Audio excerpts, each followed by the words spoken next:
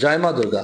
আপনি যদি আপনার ব্যবহার করা পুরাতন জামা কাপড় কাউকে দান করে দিয়ে থাকেন, তাহলে আপনি সাবধান হয়ে যান। এটা আপনার জন্য অত্যন্ত ক্ষতিকারক। কি ক্ষতিকারক হবে সেটাই বলছি। এতে আপনার শুক্র গ্রহ খারাপ হয়ে যাবে। শুক্র গ্রহ খারাপ ফল দিবে। শুক্র গ্রহ যদি কারো জন্মছকে তুঙ্গস্থ স্বক্ষেত্রে মিত্র গৃহগত থাকে, শুভ গ্রহ যুক্ত বা শুভ গ্রহে দৃষ্ট থাকে, তাহলে আপনি সুলেখক এবং সুবক্তা হতে পারবেন।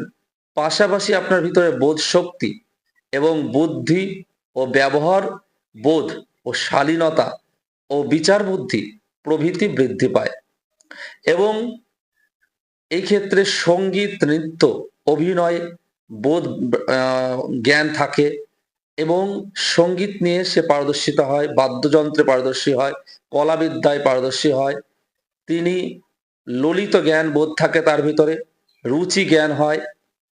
সর্বশেষ বলি, রূপের সৌন্দর্য বৃদ্ধি পায়। সেই ব্যক্তিরা সেজে গুজে থাকতে এবং বাড়িকে গুছিয়ে রাখতে, বাড়িকে সৌন্দর্য করে রাখতে, দামি আসবাবপত্র কিনতে এবং বিলাসিতা হতে পারে। এবং সর্বশেষ আরেকটা কথা বলি, সে দামি অলংকার কিনতে ভালোবাসে, অলংকার তৈরি করার জ্ঞান বেশি থাকে। কিন্তু যদি আপনাকে যেটা বললাম, এই যে পুরাতন জামা কাপড় আপনি দান করেন, এই ক্ষেত্রে আপনার শুক্র খারাপ হয়ে গিয়ে এগুলো আপনাকে নেতিবাচক ফল দেবে। ইতিবাচক থেকে নেতিবাচক ফল দেবে, খারাপ ফল দেবে। হঠাৎ করে আপনার চেহারা রূপের সৌন্দর্যতা কমে যাবে। আপনার সাজগোজ মানুষের কাছে আকর্ষণ কমিয়ে দেবে। মানুষের কাছে আপনার গ্রহণযোগ্যতা কমিয়ে দেবে।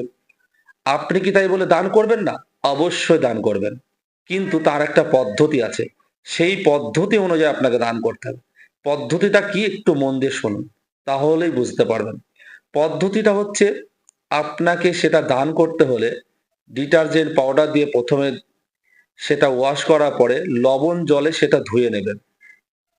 তারপর সেটি ৳১ মূল্যে দান করবেন। যাকে দান করবেন তার ৳১ দিতে এমন কিছু কঠিন ব্যাপার হবে না। কিন্তু আপনি যদি সেই মূল্যটা না নেন, তাহলে আপনার সেই ক্ষেত্রে খারাপ প্রভাব ফেলবে। তাই অবশ্যই মূল্য নেবেন, দিয়ে দেবেন। জয় মা দুর্গা। আজকে এইটুকুই।